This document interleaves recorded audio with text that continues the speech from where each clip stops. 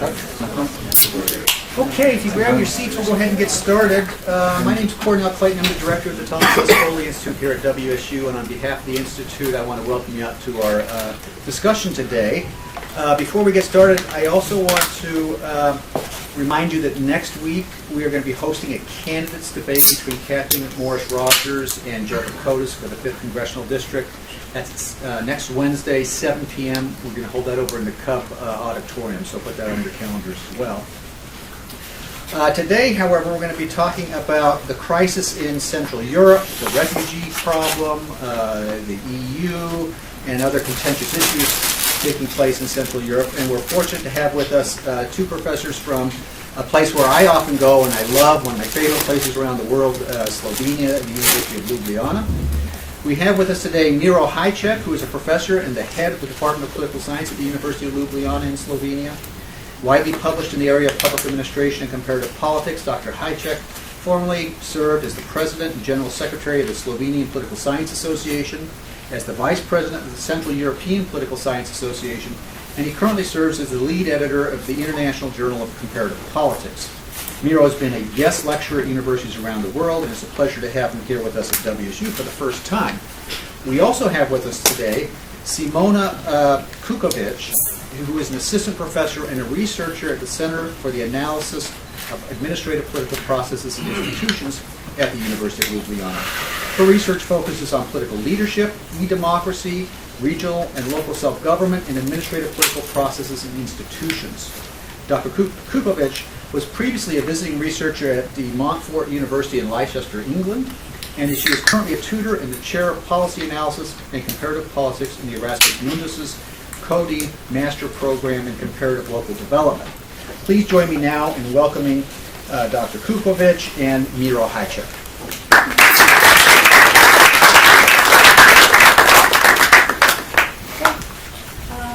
Hi, everybody. So, first of all, thank you very much for hosting us, and of course for organizing this event, and of course thank you very much for coming in such a huge number. So, as mentioned, I'm Simona Kukovic. I am assistant professor and researcher at Faculty of Social Sciences, University of Ljubljana, Slovenia. And today I will make a very brief introduction to the topic that my colleague, Professor Miro Hacek, is going to talk about. But before I start, very, let's say, a little bit funny question. So, how many of you have you heard about Slovenia? Yes. Oh, quite a lot. So, I hope that you heard about Slovenia because of some different or other reasons, not just because of Melania Trump. I really hope so. Anyway, I prepared a few maps to be sure we all know which part of the world we are talking about. So, at the world map, this is area which is located in the middle of Europe, in the center of Europe, and of course, a closer look shows that this is a territory which is placed at the Adriatic Sea. So we can also say that this is, let's say, southern eastern part of Europe, but recently the name Western Balkans is frequently in use. So this is the area of former big country known as Yugoslavia. It was established just after Second World War, lasted until 1990s, and was composed from 6 republics. And together with Albania, this is area of Western Balkans. Well, unfortunately, in current year or in last few months, this area is known from the wrong reasons. Why? Because actually this is the area that refugees path goes through to the northern countries of Europe to Germany to Scandinavian countries and so on. And Miro and I are coming from the most northern part, so the blue spot from Slovenia, which is also a Schengen border for whole European Union. That's why I will mention some very quick facts about our country. Well, we can say that Slovenia is modern parliamentary democracy, where strong heritage from former socialist system is still present in both areas, so in political and in civic area. In 1991, strong enthusiasm about independence was presented, following by slow, let's say, stagnation, mostly due to political crisis and political reasons. One of the most important goals was, of course, membership in the different international organizations and also in the European Union. And Slovenia is a member of European Union since 2004 and also member of Eurozone since 2007. Furthermore, Slovenia was also the first former communist country, now EU member, that was also presiding over the EU in 2008. But unfortunately, last few years we suffered consequences of economic crisis, and this crisis continues with refugee crisis, with political crisis, but more about it will talk. More about it will Miro talk. So thank you, and Miro, I think that the floor is yours. Can I raise a quick question now? Of course. I noticed that 7 of the people in your middle photograph are women.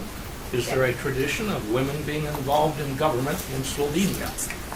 The number is increasing slowly, very slowly. Yeah, but this is the picture of current government.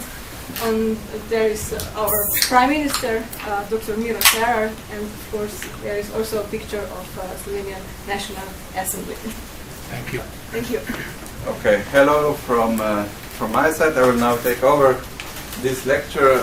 In the first part of the lecture, I will talk briefly about former Yugoslav republics, all important in the current EU refugee crisis, because each of them hosted up to 200,000-300,000 refugees in the last year. So briefly about them, about current political situation in each of former Yugoslav republics.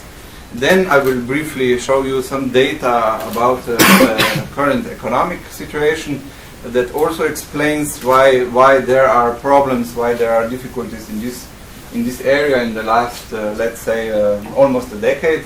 Then I will move over to the refugee crisis and show you some very recent data just released 3 days ago, actually, about the refugee crisis from 2015 and 2016, finishing with some very latest information about the crisis, what's happening right now. So this is the area of Western Balkans, minus Slovenia, countries that would really like mostly to join European Union in the next few years. Now you might know that Croatia is the latest member of the European Union from 2013. All the other countries are not, and all the other are official candidates, or they would like to be candidates for the European Union in the next few years. Firstly, the country that managed to get into the European Union as the last one in 2013, this is the Croatia. The Croatia is also independent from exactly the same day as Slovenia, 25th of June 1991. You might also know that they had a civil war following their independence that lasted briefly from 92 to 95, so almost 3 years. Why there was a civil war? It's very easy to explain, because Croatia is not nationally homogeneous country. It's composed it was composed mostly of two-thirds Croatians, one-third Serbians, and of course Serbian minority did not want an independent country. They wanted to stay with Yugoslavia, and of course civil war erupted. There are also, of course, many other reasons. One of them is this guy. This was the first Croatian president, Franjo Tuđman. He's not alive anymore. If he would be probably residing in a nice cell in Hague. Why? Because he had very strange role, let's say, funny role, never explained role in the later Bosnian War. Some dealings with the Serbian president Slobodan Milosevic over the division of the Bosnia and Herzegovina, but more about that later. He passed away in early 2000, and Croatia then, after his death, went strongly towards the European Union, similar as Slovenia. But similar as Slovenia, Croatia is also quite politically divided country. To the left side, to the right side, to the people that fought Nazism in the Second World War, people that were collaborating with Nazis in the Second World War. So the issue are the things that are 70 years old, 70 years in history. Croatia joined NATO, joined European Union, so the latest member of the European Union, but not the member of the Schengen area. The biggest of the former Yugoslav republics is, of course, Serbia. Serbia was independent country in the 18th, 19th century already, so had some statehood experience. Slovenia had none before 1991, and Serbia was for the long time led by this guy. You might have seen him before. Who's this? Slobodan Milosevic. He is Slobodan Milosevic. He was the leader of Serbia from 1990s all the way to 2000s. He's quite known. He would also reside in Hague if he would be still alive. He was quite lucky that he's not. He was arrested in 2001 after a series of electoral frauds. This is the picture from the events in 2001. He was brought to Hague, but he died before the procedures could start against him. Of course, Serbia decided not to become independent in 1990s, and they found an ally, a very small republic, Montenegro, and they stayed together as the next Yugoslavia until 2006, when Montenegro decided they don't want to be with Serbia anymore, and they became independent. So Serbia is also now independent country, not led anymore by Slobodan Milosevic, but after Milosevic went to Hague, the next prime minister was assassinated in 2003. His name was Zoran Đinđić, so he's the latest victim of political assassination in Europe. He was shot. Why? Not because of Slobodan Milosevic, but because he was fighting organized crime, and his own bodyguard shot him in the middle of the day. And Serbia, he was very much in favor of the Serbia joining European Union, but if you shot the main guy, you have problems. Serbia, after his death, became heavily divided into two parts, into European Union, pro-European Union, anti-European Union part. And if there would be a referendum in Serbia, it would be a very close decision. It's always 50-50 approximately. But they decided to apply for the membership anyway in 2009. Now they are candidates for the European Union, and negotiations have not yet started. The next part, former Yugoslavia, the smallest part, Montenegro. This is the small republic in the southern part of former Yugoslavia. Only approximately 400,000, 500,000 inhabitants. They are the latest member of the former Yugoslav republics to become independent in 2006. They had a referendum on the independence. 56% of the population voted for independence, 44% against. Again, the case of the country that is divided internally, as 40% are Serbian population, 60% is Montenegrin, and this result is clearly because of this fact. They got invitation to join the NATO last year in December, quite surprisingly. We were in Montenegro in July and were asking the members of the government there, what will you do with this invitation? They said, oh, we don't know.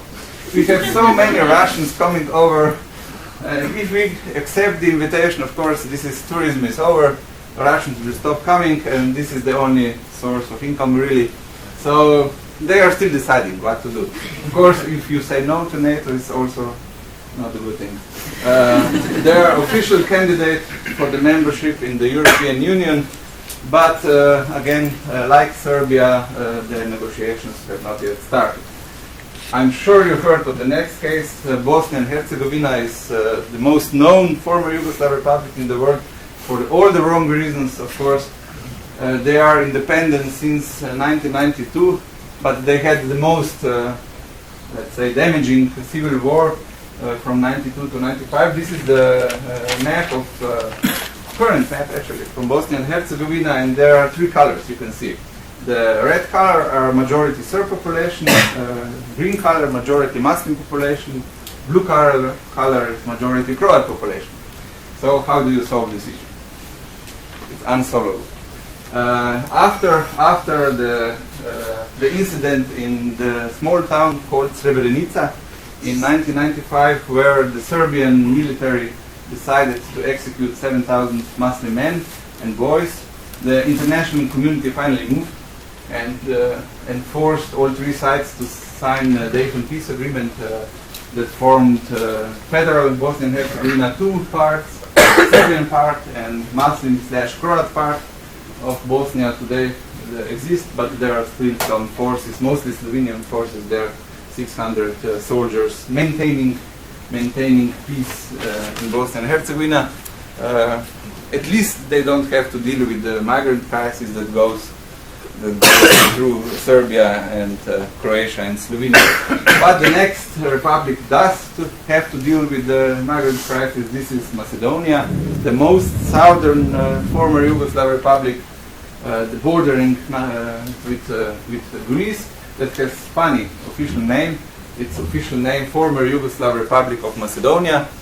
Why? Of course, they have a dispute over the last 20 years with the neighboring Greece over the title of the country.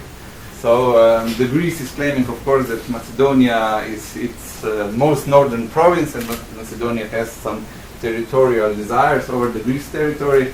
The Macedonia is claiming the otherwise. They are building huge statues in the middle of their capital city. This is the city of Skopje. You can see here, this statue is 33 meters in height, so quite huge, but this is Alexander the Great, of course, the great Greek hero. So, of course, there is a dispute between both countries. Greece is blocking Macedonia to become even a member pretended towards the European Union, to apply for the membership of NATO. This is all blocked, vetoed in the last 20 years, and later you will see that Macedonia, of course, has no great desire to help neighboring Greece fighting refugee crisis. Maybe it does the opposite. And the last case of former Yugoslav republic who became independent is Kosovo. Not really independent, not generally recognized all over the world. Some 70, 80 countries recognize Kosovo. This is the picture from Kosovo.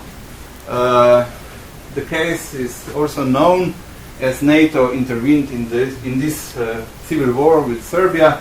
The Kosovo is, of course, a very small republic, but mostly populated by native Albanians, 96-97% of population Albanians, 3% population Serbians, and of course Serbia sees this piece of land as their historical motherland, so they refuse to leave Kosovo. And this is a picture from Kosovska Mitrovica with two opposite banks of the river, Albanian side, Serbian side. If you're Serbian and you cross this bridge, you're dead.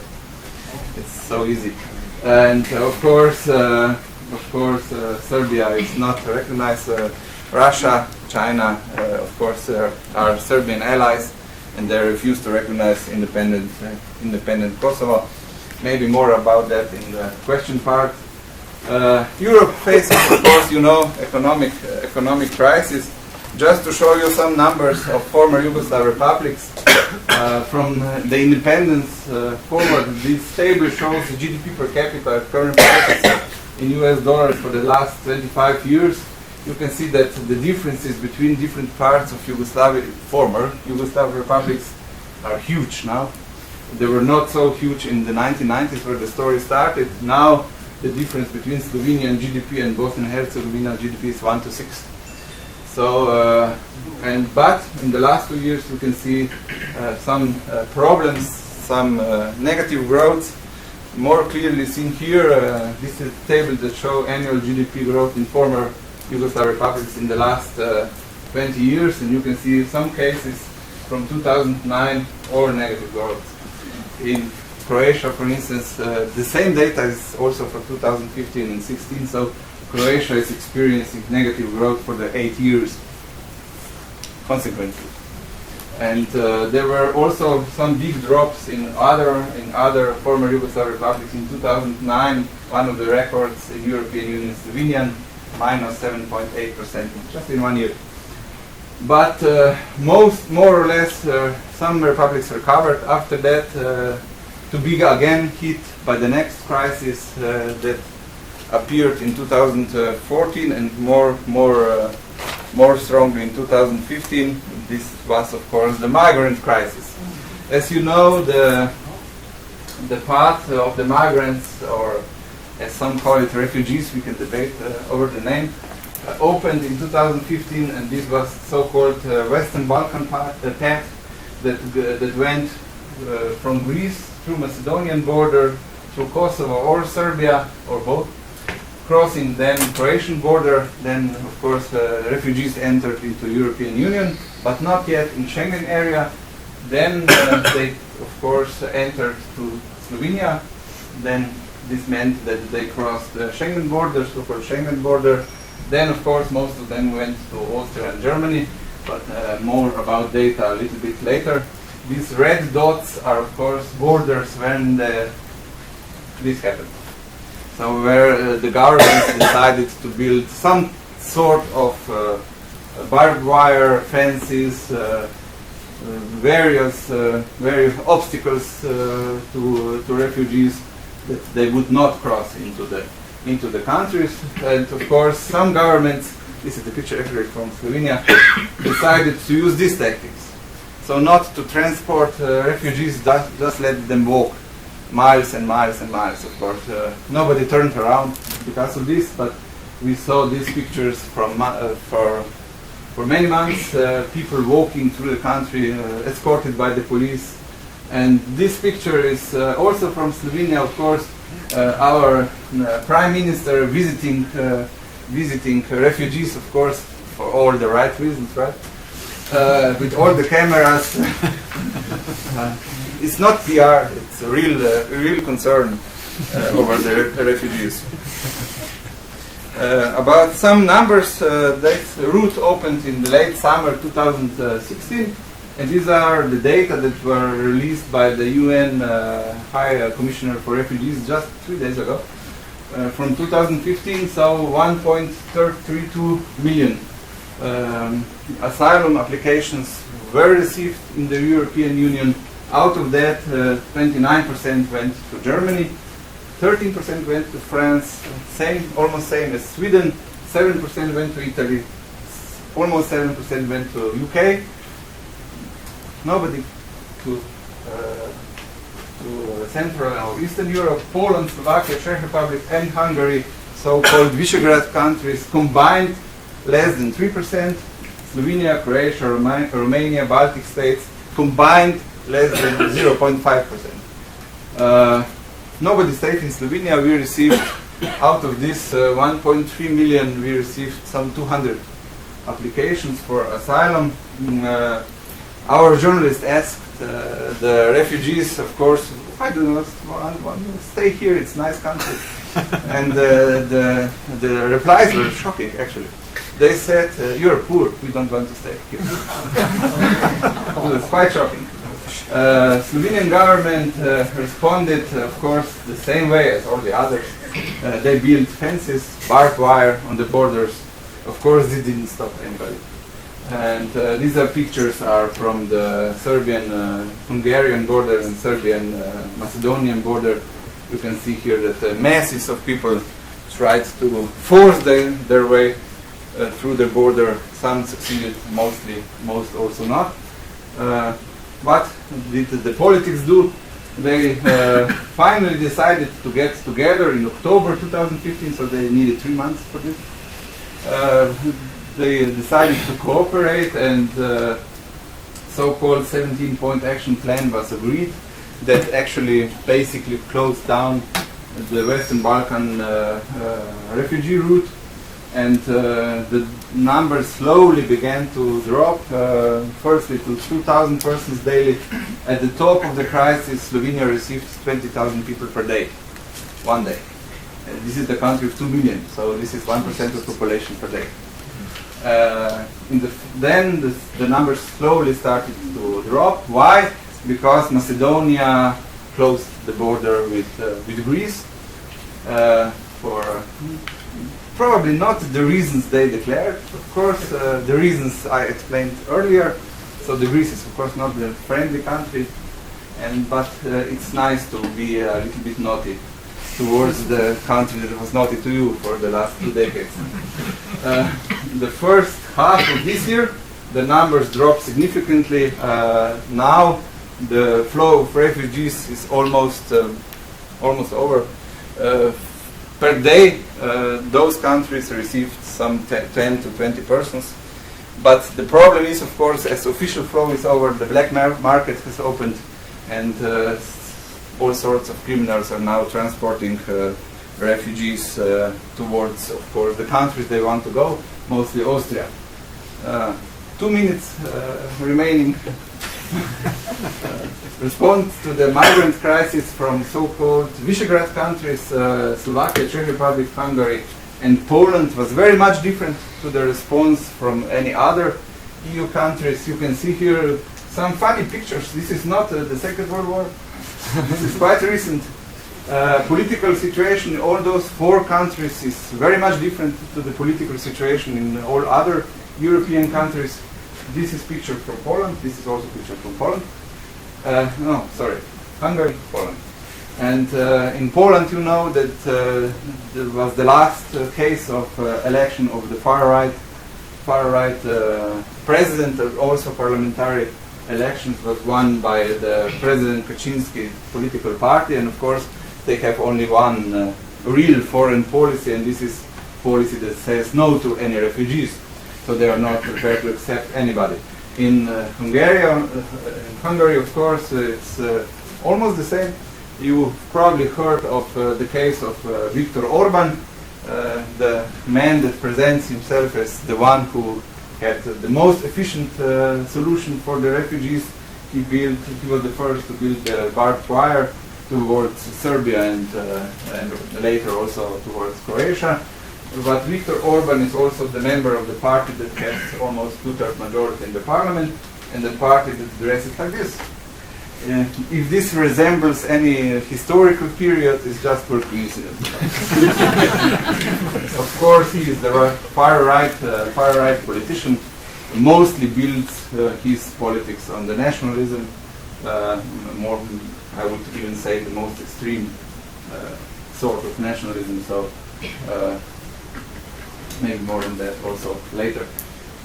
The second phenomenon, of course, much more worrying. Maybe all the politicians that were favorable towards the migrants, towards asylum seekers, are now losing in popularity, including Angela Merkel of Germany, and are losing all the elections. Angela Merkel lost all the elections that were held in the last 2 years, and she will lose next general elections next year. In Germany, that's a fact, probably. This is the more worrying part, and of course, as those politicians are losing elections, the new politicians are emerging that have many much more different policies towards refugees, not so friendly. Immigration crisis, of course, is not yet over. You probably know this guy, the guy that had military coup d'etat or not. Recently, of course, Turkey plays a big role in the current refugee crisis in Europe. There are supposed to be around 2 million refugees currently stationed in Turkey, and of course, Turkey is sort of blackmailing European Union. If you don't give us this and this and this and this, we will just release all those refugees to the Greek islands, of course, or release them across the sea towards Greece, and the Western Balkan paths or any other paths will again opened. Of course, there is also the other path of refugees that we were not talking today. This is the way from across the Mediterranean Sea, from northern Africa to Italy. But this is another story. I used 3 minutes over time. Thank you for your attention, and we can move to the questions probably. Okay. So we have about 25 minutes for questions. Let me start. Let me ask you a little bit about the politics inside Slovenia and maybe Croatia. How did the refugee crisis affect the politics there? Did it split the parties? Was the government under siege for their refugee policy, or? In both countries, the politicians were amazingly surprised at first, and they continued to be surprised for 3 months. So nothing happened for 3 months. They were surprised. Then, after 3 months, they began to realize that their public opinion polls are just plummeting down towards zero. In Slovenia, we had parliamentary elections in the last months of 2014. The winning party got 40%. During this crisis, their public opinion polls went to 5. So in 1 year, from 40 to 5, because the government did nothing for the refugees. Then they started to transport people. So they didn't let the people walk all the way from Serbian border to Austrian border. This is 500 kilometers. They started to transport people. So they rented some buses, trains, and they became transport company basically. And they transported people to Austrian border, so in a way the problem was sort of solved. But of course the opposition parties used the opportunity. The refugees of course crossed the Schengen border without any documentation, and it was not hard to convince people that this is something that shouldn't be done. The ordinary citizens have to present documentation. These people do not. Something is wrong here, and of course, opposition parties gained quite a lot of popularity because of this, and the government lost all public trust. In both countries, it was the same. In Croatia and in Slovenia. In Croatia, they had the parliamentary elections last month. The government that was in power in 2015 lost the elections. So the opposition party managed to take over the government. If Slovenia would have elections, we do not, the same would happen. So the governments were very ineffective. They didn't know what to do.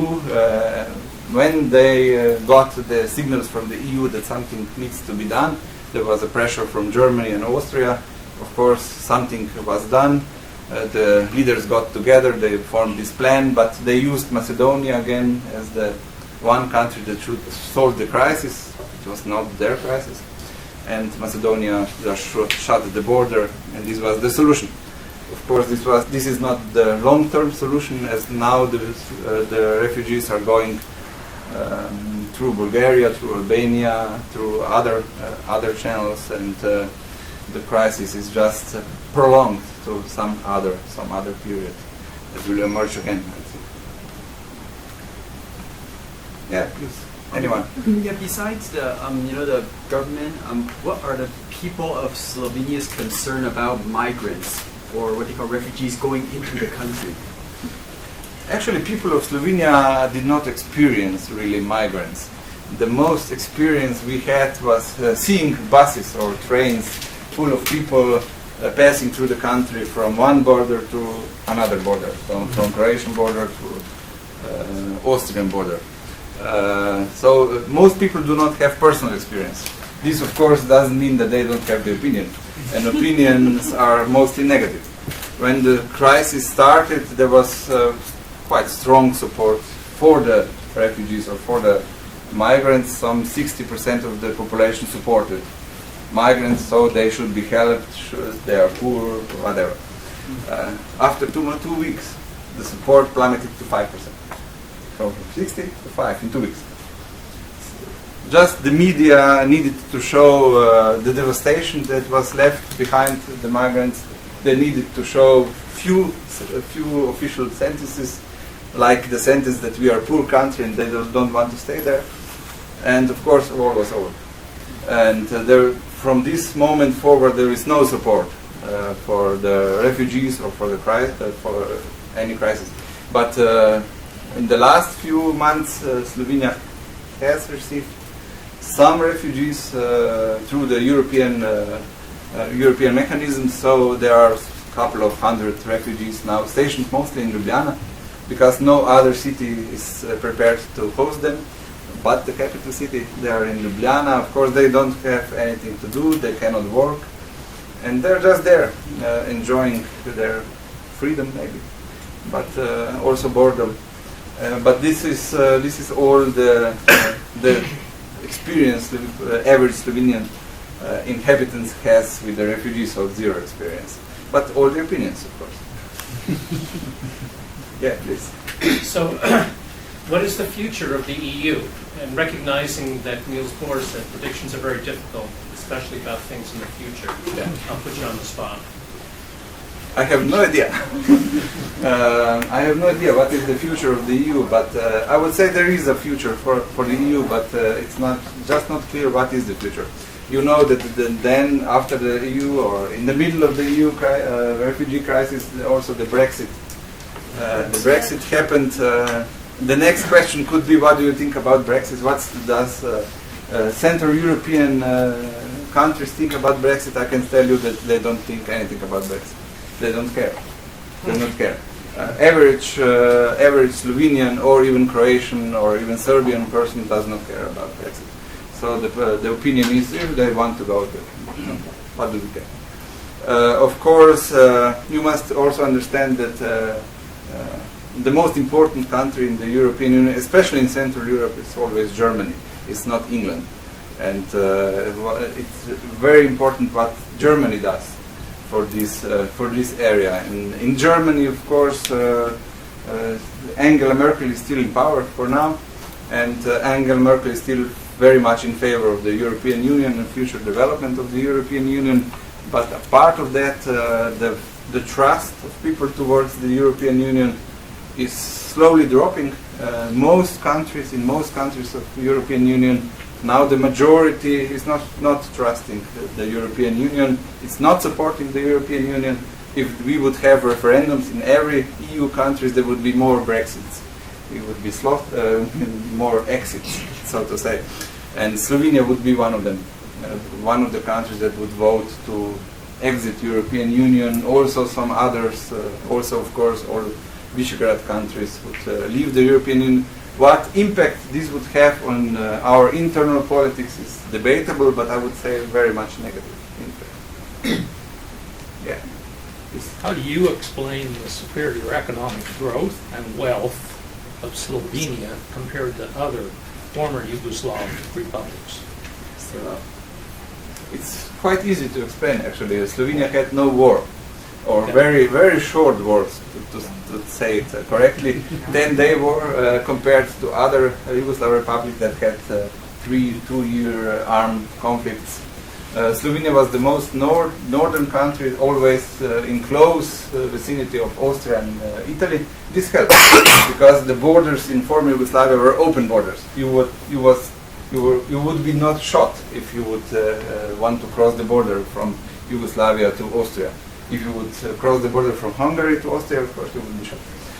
But this border was open border. You could migrate there, and 1.5 million people actually left Yugoslavia, went to work to Western Germany, of course sent Deutschmarks back home, and this of course helped also financially, economically. And also Slovenia was always the most developed part of former Yugoslavia. When Yugoslavia broke apart, Slovenia was 5 times as developed as Kosovo, for instance. And these differences, of course, remained and only got bigger in the last 2 decades. And even if I'm very not in favor of our governments, usually I should say that mostly our governments were quite smart in economic politics. So Slovenia was one of the countries that decided not to sell all state-owned properties and hold on to those. Hungary, for instance, sold everything in the first year. In Slovenia, state still owns quite a lot of real estate, also quite a lot of important companies, and this also helped a little bit towards this strong, good economic growth. Of course, all the way to 2009, when of course crisis hit also Slovenia, but not because of its economy, mostly because of its banks. So banks at fault here. Yeah, how do you see the refugee crisis in Europe affecting Slovenia's economy? I would not say that there was a big effect of the refugee crisis on the Slovenian economy, mostly because when Slovenian government realized that there is a problem and it should be solved, they just played a transport company and rolled the refugees as quickly as it was possible from one border to the other border, so not to have too many financial burdens connected to them, but still Slovenia managed to spend in those 3-4 months 100 million euro for the refugees. This is 2% of the yearly budget, so it's not so small amount of money. But most of those funds went to the safety, so to guarding refugees or guarding inhabitants. I don't know who was guarding, but most of those funds went. So there was not a big impact of refugees. Because nobody decided to stay in Slovenia, of course, we won't be able to use refugees as the new workforce, as Germany is now using them. So also this effect is not happening in Slovenia, unfortunately. Yeah. Is the number of refugees/migrants coming through to Europe increasing, decreasing, stagnant? The number is decreasing all the way from 2016. A part of the last few weeks, there are reports that the number is again rising. Why? Because European Union will have to decide about Turkey in October, and of course pressure from Turkey is building up. As you know, Turkey is demanding that all the visa requirements for Turkish citizens should be dropped by the European Union, and the European Union is demanding that Turkey should adopt some reforms, especially ones connected to democratization and anti-terrorism.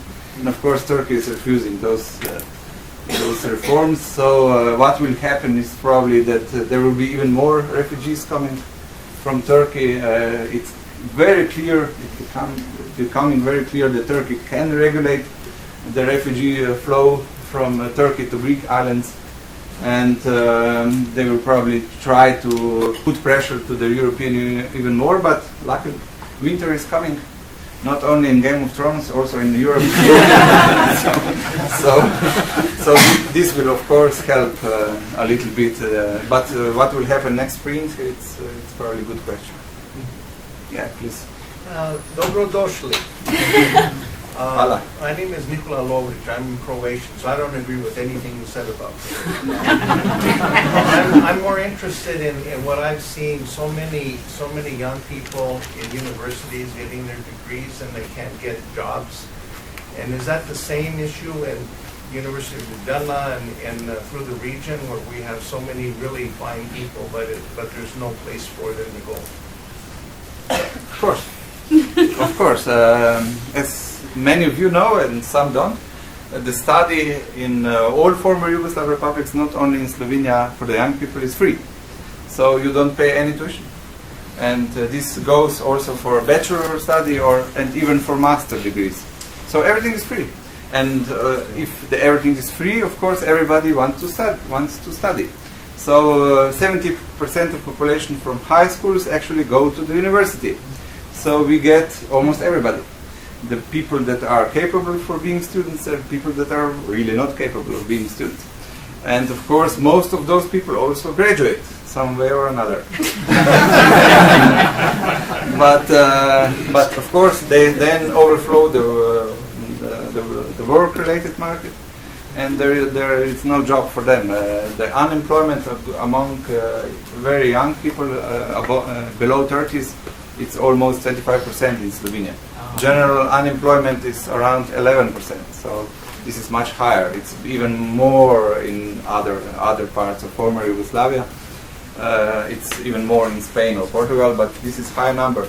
And what this means that the number of students in humanities, social sciences is slowly dropping because there are no jobs for them. And the number of students studying medicine, life sciences, and let's say technical sciences is slowly increasing.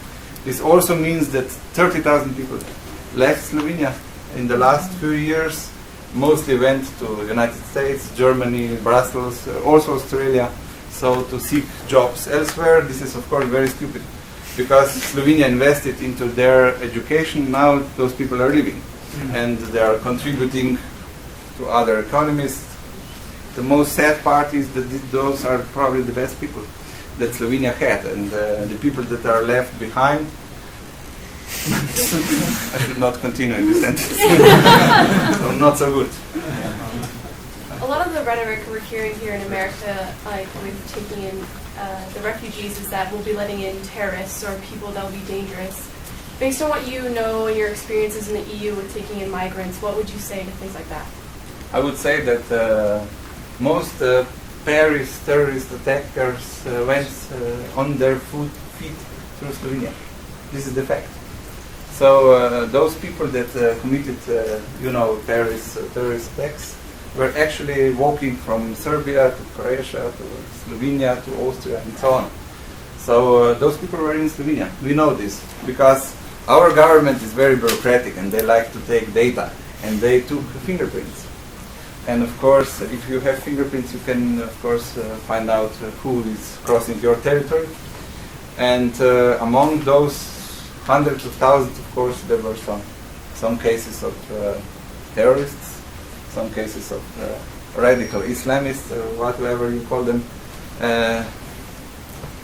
These are the facts. And of course, if you have those numbers or those masses, of course, it's impossible to regulate. It's impossible to regulate. They didn't have any documentation. Nobody demanded any documentation from them. So mostly they said, I'm from Afghanistan, I'm from Iraq, and they were permitted to go. But the data that's now surfacing in former Yugoslavia is very interesting. I will just tell you one number. In Albania and Kosovo, they are reporting that they miss 200,000 of their citizens. They just vanished. 200,000 people vanished in the last year. Where are they? In Germany, of course, among migrants. They just joined the flow. They declared themselves as, I don't know what, Syrians, and they just burned their passports and went to Germany. So 200,000 people from Kosovo and Albania alone. Macedonia, Kosovo, Albania. This tells a lot. Right? Any more questions? Is Slovenia experiencing the same sort of upswing in right-wing parties as some of the other countries in Central Europe are? Not really. Not really. Slovenia is still a very strong case of winning left-wing parties. But Slovenia is experiencing something else, as the trust towards political parties is very, very low. Only some 3-4% of the population have any trust to political parties. Now, in the last 2 parliamentary elections, the winning party is a so-called infant political party. What this means, infant political party? The party that won last elections was established just 30 days before the elections. So the cooking mixture is this: you establish a new political party with people that are not politicians or are presenting themselves as non-politicians. They are winning the elections with 40%, with the promise that we are not politicians, we will do the right things. Of course, the next day they become politicians, and people in the next 4 years forget about everything and the story repeats in the 4 years later. The same story was in 2011, the same story in 2014. So 2 times the new political party won. It was both times it was central or left central political party. The right political parties in Slovenia are quite weak. Maybe fortunately, because the leader of the right political party was in court in 2012, sentenced for the corruption, and he's still the leader of the right political party in Slovenia. Of course, it's hard to convince 50% of the population to vote for somebody that was convinced of the corruption. So this is why the right political parties in Slovenia are not so successful.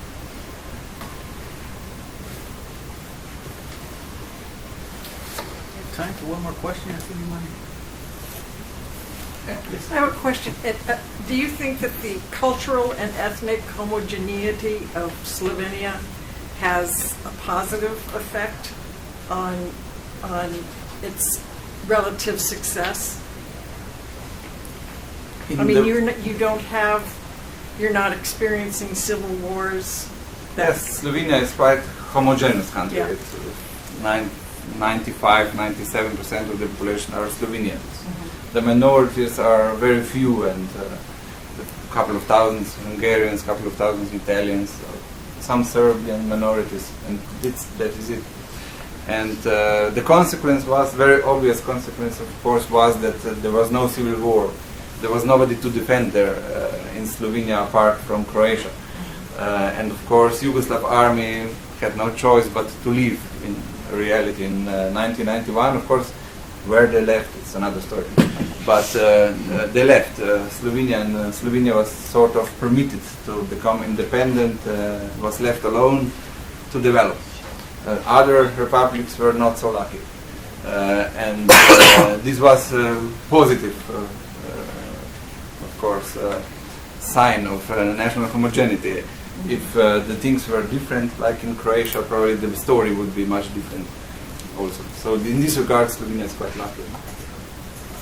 Okay, well, before I ask you to join me in thanking our guests today, you'll see why I like to go to Slovenia. It's a beautiful country, they're smart people, and they have a good sense of humor. Let me remind those of you who are here who might be here for a class, there'll be some sign-up sheets out in the front lobby. Let me also remind you next week about the debate we're going to be hosting between the 5th congressional candidates. That's 7 o'clock next Wednesday in the Cub Auditorium. Now, join me in thanking Miro and Simona for a very interesting discussion.